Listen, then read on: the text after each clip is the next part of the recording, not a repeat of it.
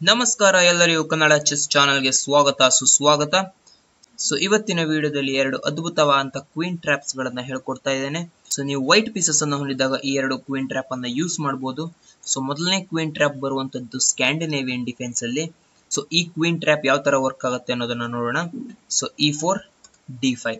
ಇದನ್ನ Scandinavian defence ಅಂತ ಕರಿತೇವೆ. ನಾವು ನಮ್ಮ ಪಾನ್ ಇಂದ ಅವರ ಪಾನ್ ಅನ್ನ ಕ್ಯಾಪ್ಚರ್ ಮಾಡ್ತೇವೆ. ಅವರ ಕ್ವೀನ್ ನಮ್ಮ ಪಾನ್ ಅನ್ನ ಕ್ಯಾಪ್ಚರ್ ಮಾಡುತ್ತೆ.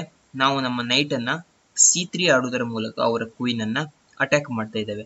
ಈ ಪೊಸಿಷನ್ ಅಲ್ಲಿ ತುಂಬಾ ಬ್ಲಾಕ್ ಪ್ಲೇಯರ್ಸ್ ಗಳು ಕ್ವೀನ್ ಅನ್ನ A5 ಆಡ್ತಾರೆ.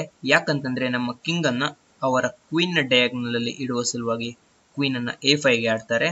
ನಾವು ನಮ್ಮ ಇನ್ನೊಂದು ನೈಟ್ ಅನ್ನ F3 ಗೆ ಆಡುವುದರ ಮೂಲಕ ಡೆವಲಪ್ ಮಾಡ್ತಾ ಇದ್ದೇವೆ. ಈ ಪೊಸಿಷನ್ ಅಲ್ಲಿ ತುಂಬಾ ಬ್ಲಾಕ್ ಪ್ಲೇಯರ್ಸ್ ಗಳು ತಮ್ಮ ಲೈಟ್ ಸ್ಕ್ವೇರ್ ಬಿಷಪ್ ಅನ್ನ G4 ಗೆ ಆಡುವುದರ ಮೂಲಕ ಡೆವಲಪ್ ಮಾಡ್ತಾರೆ ಹಾಗೂ ನಮ್ಮ ನೈಟ್ ಅನ್ನ ಪಿನ್ ಮಾಡ್ತಾ ಇದ್ದಾರೆ. ನಾವು H3 ಆಡ್ತಾ ಇದ್ದೇವೆ. ಅವರು ನಮ್ಮ ನೈಟ್ ಅನ್ನ ಬಿಷಪ್ ಇಂದ ಕ್ಯಾಪ್ಚರ್ ಮಾಡ್ತಾರೆ. ನಾವು ನಮ್ಮ ಕ್ವೀನ್ ಇಂದ ಅವರ ಬಿಷಪ್ ಅನ್ನ ಕ್ಯಾಪ್ಚರ್ ಮಾಡ್ತೇವೆ. ಈ ಪೊಸಿಷನ್ ಅಲ್ಲಿ ನೋಡಬಹುದು, ನಮ್ಮ ಕ್ವೀನ್ F3 ದಲ್ಲಿ ಇರೋದ್ರಿಂದ ನಾವು ಬ್ಲಾಕಿನ B7 ಪಾನ್ ಅನ್ನ ಅಟ್ಯಾಕ್ ಮಾಡ್ತಾ ಇದ್ದೇವೆ. ಈ ಪೊಸಿಷನ್ ಅಲ್ಲಿ ಆ ಪಾನ್ ಅನ್ನು ಡಿಫೆಂಡ್ ಮಾಡಿದಾಗೂ ಆಗುತ್ತೆ ಹಾಗೂ ಡೆವಲಪ್ ಮಾಡಿದಾಗೂ ಆಗುತ್ತೆ ಅನ್ನುವಂತ ಸಲುವಾಗಿ ತಮ್ಮ ನೈಟ್ ಅನ್ನ C6 ಗೆ ಆಡ್ತಾರೆ. ನಾವು ಈ ಪೊಸಿಷನ್ ಅಲ್ಲಿ ನಮ್ಮ ಲೈಟ್ ಸ್ಕ್ವೇರ್ ಬಿಷಪ್ ಅನ್ನ B5 ಗೆ ತೆಗೆದುಕೊಂಡು ಹೋಗುವುದರ ಮೂಲಕ ಅವರ ನೈಟ್ ಅನ್ನ ಡಬಲ್ ಅಟ್ಯಾಕ್ ಮಾಡ್ತಾ ಇದ್ದೇವೆ ನಮ್ಮ ಬಿಷಪ್ ಇಂದ ಹಾಗೂ ನಮ್ಮ ಕ್ವೀನ್ ಇಂದ.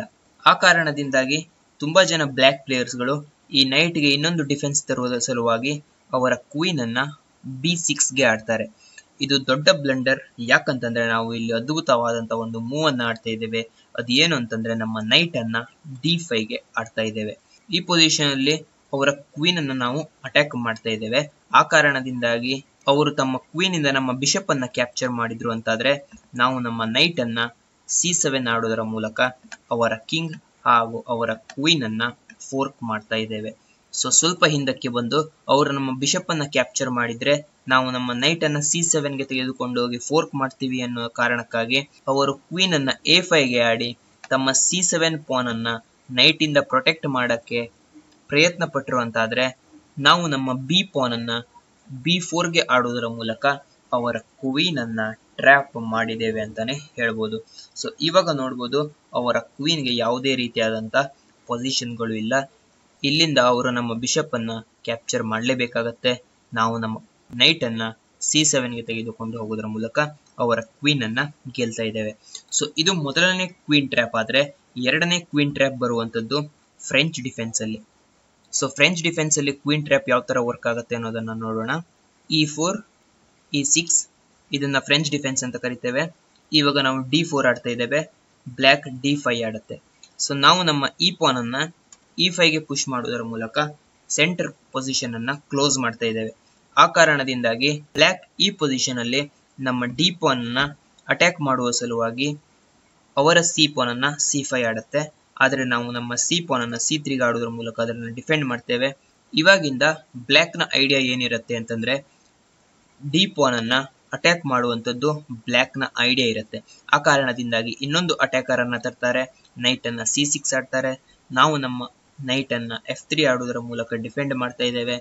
ಬ್ಲಾಕ್ ಈ ಪೊಸಿಷನ್ ಅಲ್ಲಿ ಕ್ವೀನ್ ಅನ್ನ B6 ತಂದು ಇನ್ನೊಂದು ಅಟ್ಯಾಕರ್ ಅನ್ನ ಆಡ್ ಮಾಡ್ತಾ ಇದ್ರೆ ನಾವು ನಮ್ಮ ಆ ಪಾನ್ ಅನ್ನ ಡಿಫೆಂಡ್ ಮಾಡುವುದರ ಬದಲಾಗಿ ನಾವು ನಮ್ಮ ಬಿಷಪ್ ಅನ್ನ D3 ಗೆ ತಂದು ಆ ಪಾನ್ ಅನ್ನ ಕ್ಯಾಪ್ಚರ್ ಮಾಡುವಂತೆ ಬ್ಲಾಕ್ ಗೆ ಆಹ್ವಾನವನ್ನ ನೀಡ್ತಾ ಇದ್ದೇವೆ. ತುಂಬಾ ಜನ ಪ್ಲೇಯರ್ಸ್ ತಮ್ಮ ಪಾನ್ ಇಂದ ನಮ್ಮ ಪಾನ್ ಅನ್ನ ಕ್ಯಾಪ್ಚರ್ ಮಾಡ್ತಾರೆ.